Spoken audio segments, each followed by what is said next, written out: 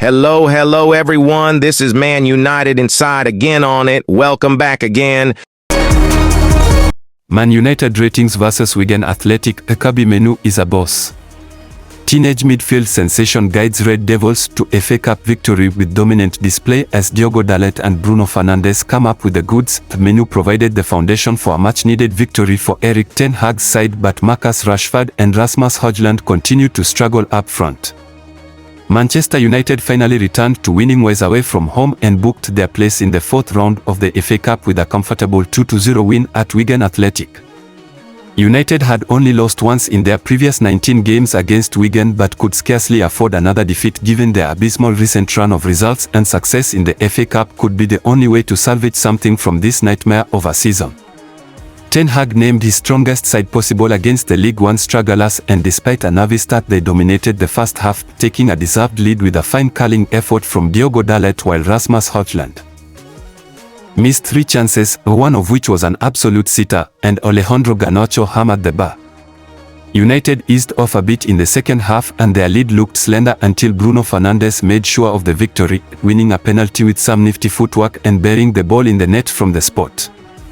He scarcely celebrated the goal, a demonstration that a win was the most basic requirement.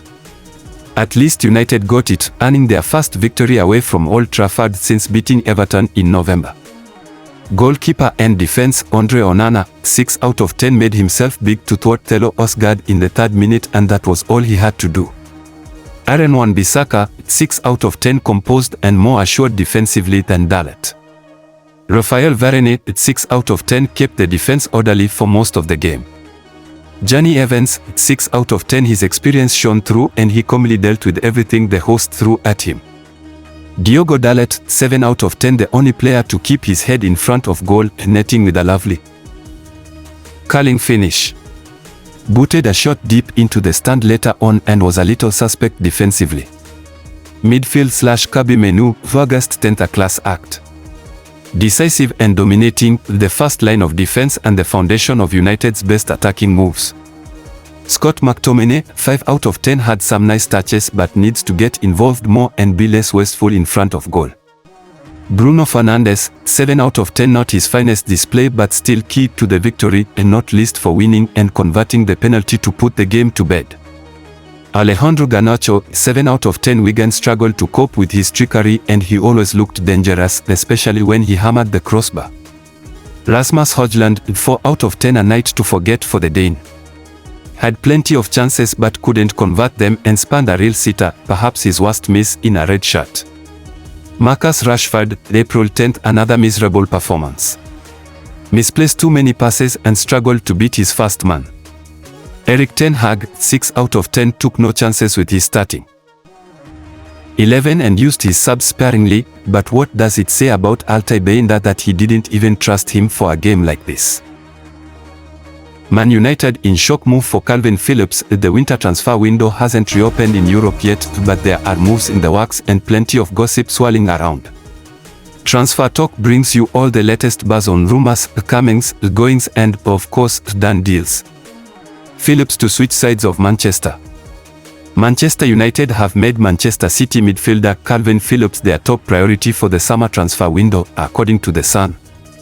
Amid speculation over the 28-year-old's future, City boss Pep Guardiola said on Friday that he was so sorry the lack of game time the England international has received since his £42 million move from Leeds United in 2022. Phillips has seen just 216 minutes of action across all competitions so far this term. While Guardiola can't see a place for the midfielder in his team, under pressure United manager Erik ten Hag is believed to be a big fan of Phillips and feels that he would be a perfect fit for the direction the Dutchman wants the Red Devils to go in.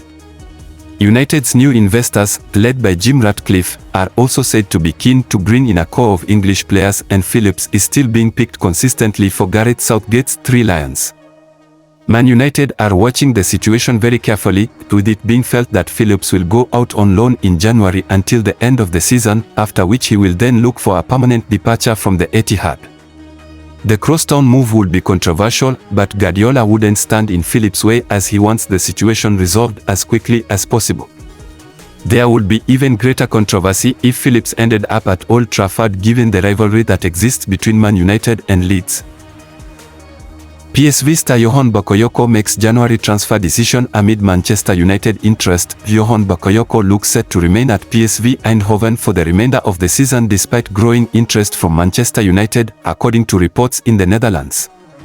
The 20-year-old has been one of PSV's standout performers in an excellent first half of the campaign, with his displays attracting interest from some of Europe's biggest clubs.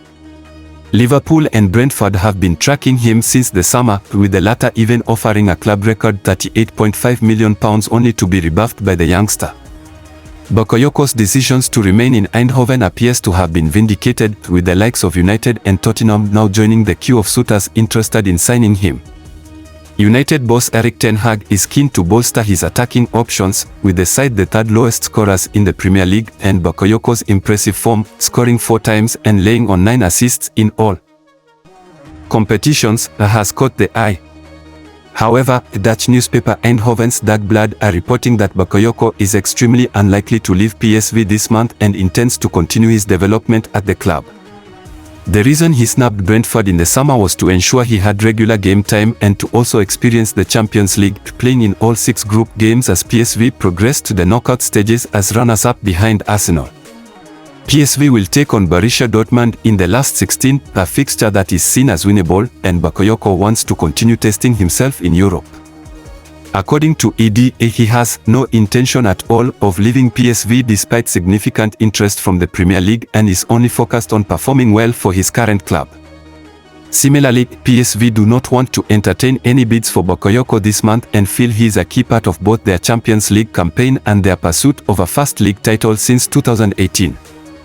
Links with the January move are even being described as nonsense by Bakayoko's entourage, and the player feels his development will be best served by remaining at PSV for the rest of the campaign.